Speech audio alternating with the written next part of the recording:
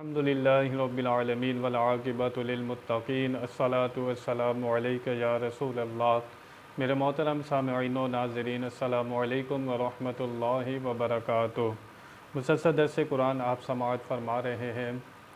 गुज़िश्ता आयत में आपने ज़िक्र सुना कि जो शख्स ये चाहता है कि उसे जन्नत में नबी करीम सल्लल्लाहु तआला अलैहि वसल्लम का पड़ोस मिले, क़ुर्बत मिले, ताल्लुक़ हो, नबी करीम सल्लल्लाहु अलैहि वसल्लम का दीदार कर सके, उसके लिए बता दिया गया कि जो शख्स अल्लाह रसूल की अताअत करेगा, फर्मा बरदारी करेगा, उसको कल क़यामत में जन्नत में नबियों का भी क़ुर्ब हासिल होगा, शुहदा का, सिद्दीक़ों का, सालिहीन का, इन सब की उनको मायत हासिल होगी।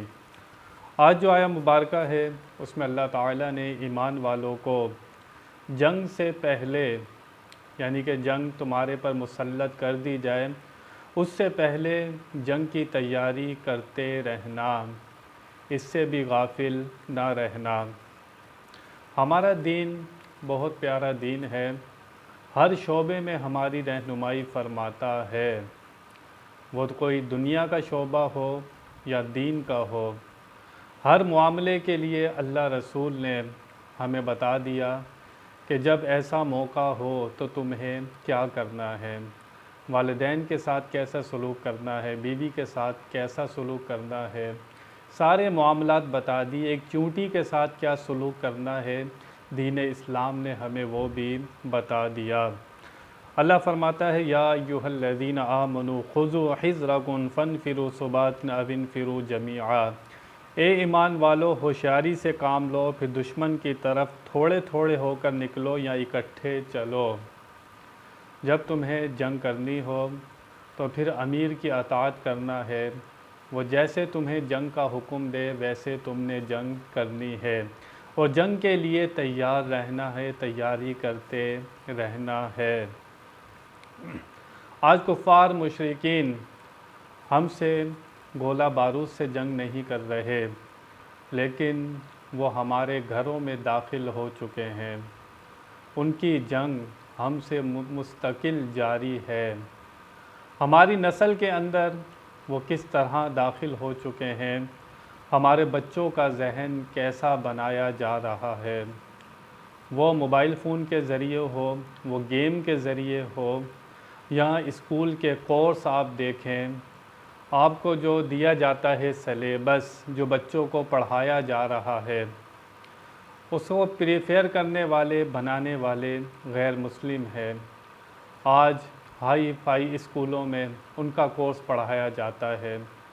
मुसलमानों के बच्चों को पता नहीं होगा कि हमारे हीरो कौन थे, अबू बकर सिद्दीक़ का नाम। आहिस्ता आहिस्ता इस्लामियत की ये सारी चीज़ें, हमारी तारीख़ इस्लाम की, ये सब निकालते जाएंगे, और अंग्रेज़े को जो बड़े होंगे अंग्रेज़ों के, उनकी तारीख़ इनको पता होगी, उनके नाम इनको पता होंगे।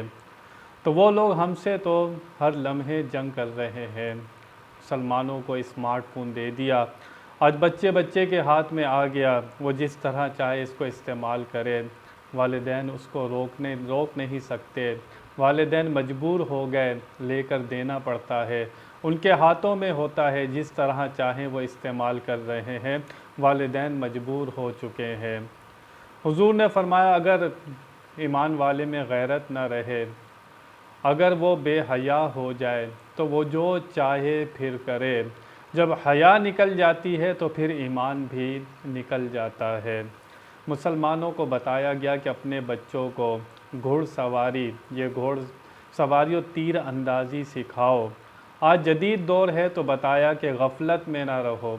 आज हमारे बच्चे आज सिर्फ़ कंप्यूटर के होकर रह गए, मोबाइल फ़ोन के होकर रह गए, फ़िज़िकल जो उनकी थी वर्जिश वो ख़त्म हो गई। ग्राउंड में जाते थे, भाग दौड़ करते थे, लेकिन आज बच्चे घरों पर रहते हैं और हाथ में सिर्फ़ उनके मोबाइल होना चाहिए, और सारा फ़ीडबैक गैरों का वो देख रहे हैं। तो मुसलमानों को बता दिया कि इसके लिए तैयारी करते रहो, कि कभी भी तुम पर काफिर मुसल्लत हो सकता है, जंग कर सकता है, इसके लिए तैयार रहो। व इन्न मिनकुम लमन लयुबत्तिअन। ये बयान है मुनाफिकीन के बारे में। जब कभी उनसे कहा जाता है कि जंग पर चलो, जंग मुसल्लत हो चुकी है, काफिरों से लड़ना है, तो वो देर करते हैं, सुस्ती करते हैं, दिल नहीं चाहता जंग पर जाने का। तो यहाँ से पता लगा कि अल्लाह रसूल के अहकाम पूरे करने में अगर दिल में सुस्ती होती है, दिल नहीं चाहता नमाज़ पढ़ने को, रोज़ा रखने को, अल्लाह रसूल ने जो हुक्म दिए हैं अदा करने में सुस्ती होती है, ये मुनाफिकीन का तरीक़ा है। हमें सोचना चाहिए। जब इनको कहा जाए कि जंग पर चलो, इनका जंग पर जाने को दिल नहीं करता। फ़इन असाबतकुम मुसीबतुन क़ाल लक़द अनअमल्लाहु अलैया इज़ लम अकुम मअहुम शहीदा। फिर अगर तुम पर कोई मुसीबत आ पड़े तो देर लगाने वाला कहेगा, बेशक अल्लाह ने मुझ पर बड़ा एहसान किया कि मैं उनके साथ मौजूद ना था। ये मुनाफिकीन अगर जंग पर ना जाएं, मुसलमानों पर कोई तकलीफ़ आ जाए, कुफ़ार कोई ज़ख़म लगा दें, जंग में शिकस्त हो जाए, मुसीबत हो, परेशानी हो, तो ये कुफ़ार, ये मुनाफिकीन कहा करते थे अच्छा हुआ कि हम जंग में मौजूद नहीं थे। अब इनका दूसरा हाल, वलन असाबकुम फ़ज़लुम मिनल्लाहि लयक़ूलन्न कअल्लम तकुम बैनकुम व बैनहुम मवद्दतुन या लैतनी कुन्तु मअहुम फ़अफ़ूज़ फ़ौज़न अज़ीमा। और अगर तुम्हें अल्लाह की तरफ से फ़ज़ल मिले, तकलीफ़ पहुँचने वाली सूरत में तो गोया तुम्हारे उसके दरमियान कोई दोस्ती ही ना थी। जब तकलीफ़ पहुँचती है तो ऐसे हो जाते हैं जैसे मुसलमानों को पहचानते भी नहीं मुनाफिक।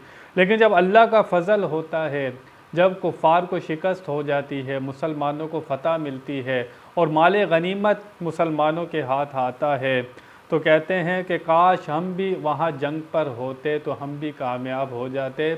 मकसद और मतलब क्या था? अगर जंग में होते तो माल मिलता, जो माले गनीमत मुसलमानों को मिला है वो हमें भी मिलता। मतलब परस्त, खुद गर्जी ये जिस शख्स में होती है, कि बहुत से लोग आपने देखे होंगे, उनका सिर्फ मकसद अपना मतलब पूरा करना होता है, उनको किसी और से कुछ सरोकार नहीं होता। ये मुनाफिकीन का तरीक़ा था।